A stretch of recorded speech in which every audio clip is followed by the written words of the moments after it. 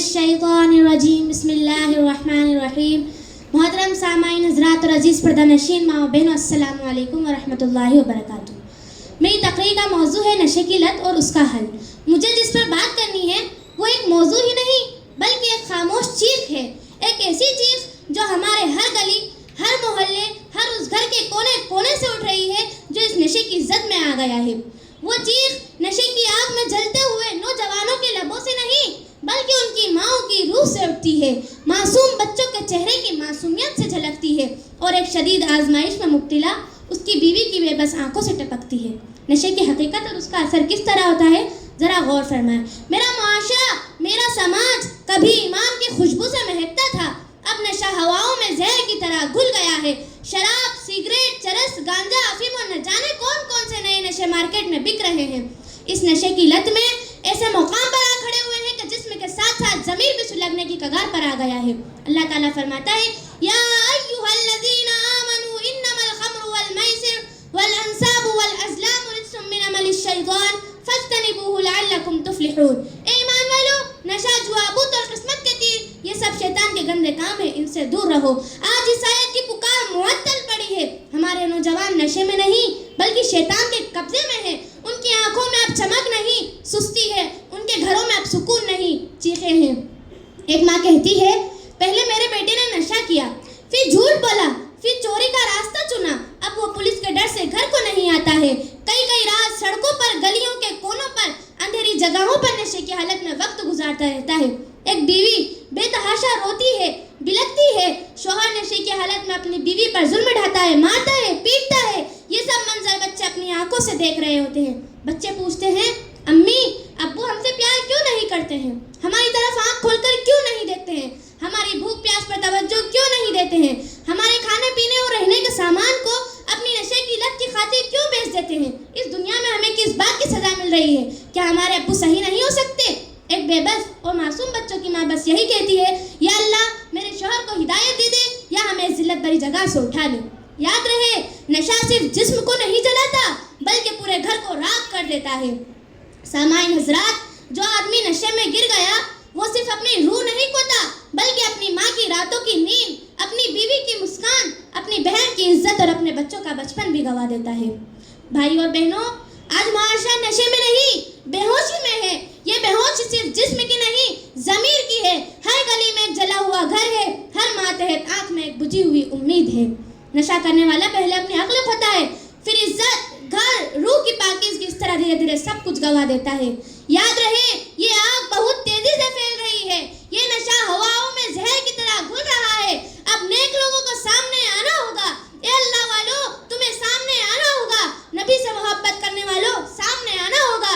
اپنے گھروں میں دینی ماحول روشن کرنے والوں، معاشرے کی ذمہ داری بھی آپ لوگوں کے کاندھوں پر ہے. اگر یہ آگ، یہ بیماری نیک لوگوں نے نہیں روکی تو ہمارا نظر چرانا ہمارے گھر کے چراغ کو بھی بجھا سکتا ہے. بھائی اور بہنوں، اللہ تعالیٰ فرماتا ہے فَلَمَّا نَسُوا مَا ذُكِّرُوا بِهِ أَنجَيْنَا الَّذِينَ يَنْهَوْنَ عَنِ السُّوءِ كُنتُمْ خَيْرَ أُمَّةٍ أُخْرِجَتْ لِلنَّاسِ تَأْمُرُونَ بِالْمَعْرُوفِ وَتَنْهَوْنَ عَنِ الْمُنكَرِ. تم سب سے بہترین امت ہو جو لوگوں کے لیے برپا کی گئی ہو، جو نیکی کا حکم دیتی ہے اور برائی سے روکتی ہے. یعنی نیکی کرنا کافی نہیں، نیکی کروانا اور برائی سے روکنا بھی ایمان کا حصہ ہے. اگر ہمارے آس پاس کوئی نوجوان نشے میں گر رہا ہے اور ہم صرف سر ہلا کر رہ جائیں تو یہ خاموشی بھی قیامت کے دن سوال بن جائے گی.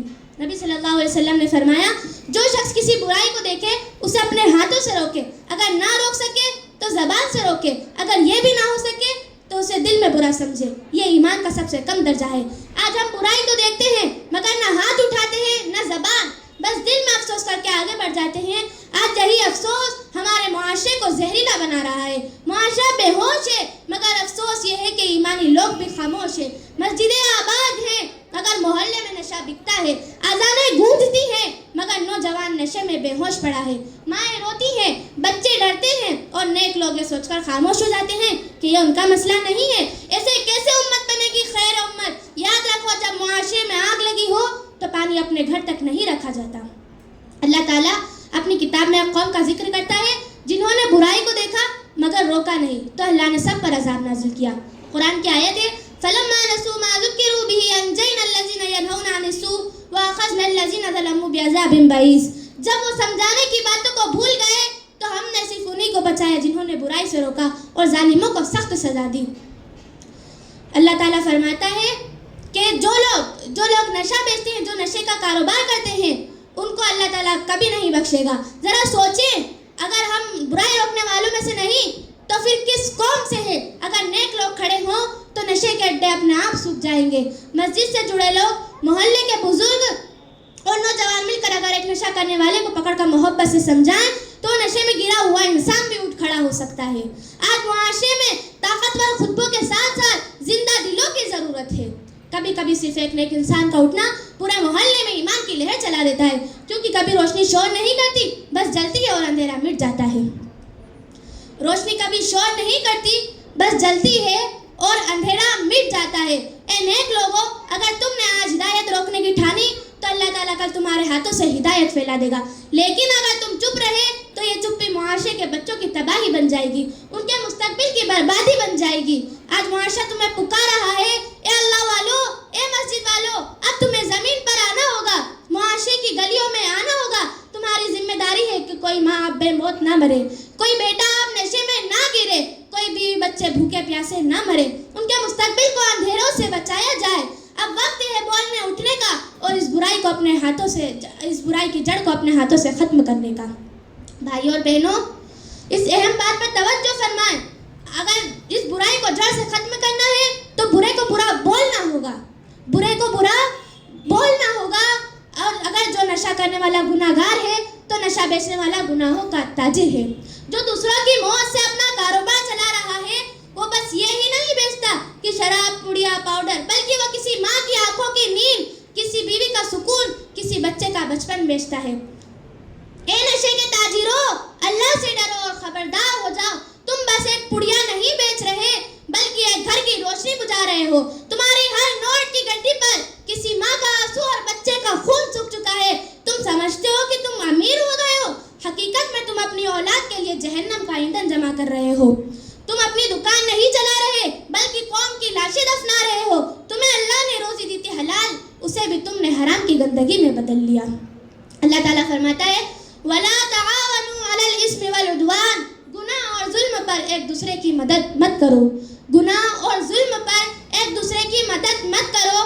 جو نشے کا کاروبار کرتا ہے وہ صرف ایک انسان نہیں بگاڑتا بلکہ اگلی نسلیں تباہ کر دیتا ہے, بلکہ اگلی نسلیں تباہ کر دیتا ہے. نبی صلی اللہ علیہ وسلم نے فرمایا, جس جسم کا گوشت حرام سے پلے گا وہ جسم جہنم کی آگ کے لائق ہے.